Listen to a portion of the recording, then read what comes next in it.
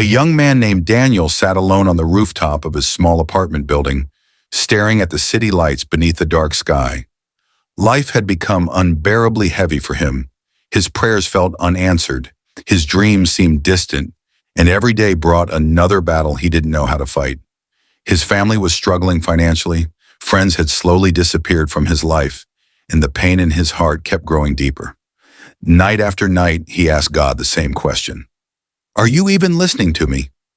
One cold evening, exhausted from worry, Daniel closed his eyes and whispered one final prayer before giving up hope. In the silence of the night, he felt a strange peace settle over him, as if an invisible hand rested gently on his shoulder. Deep within his heart, he heard a comforting voice. My child, I have always been with you. Every tear you cried, I collected. Every sleepless night, I watched over you. You think you are alone, but I have been carrying you through every storm.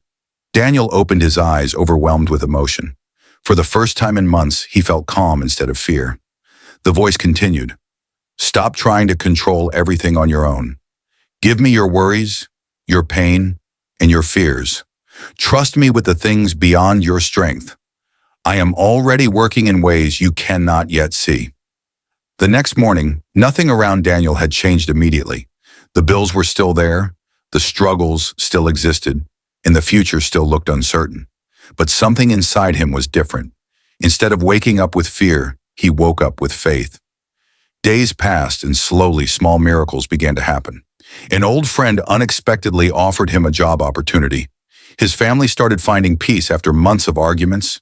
The anxiety that once consumed him no longer controlled his heart. Daniel realized that God had not abandoned him during his hardest moments.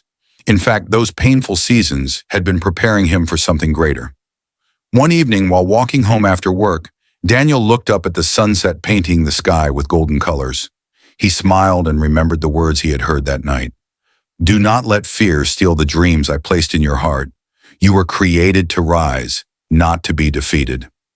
From that day forward, Daniel stopped chasing approval from people and started focusing on his purpose. Whenever problems came, he prayed instead of panicking. Whenever doubt whispered lies, he remembered that he was loved, protected, and guided.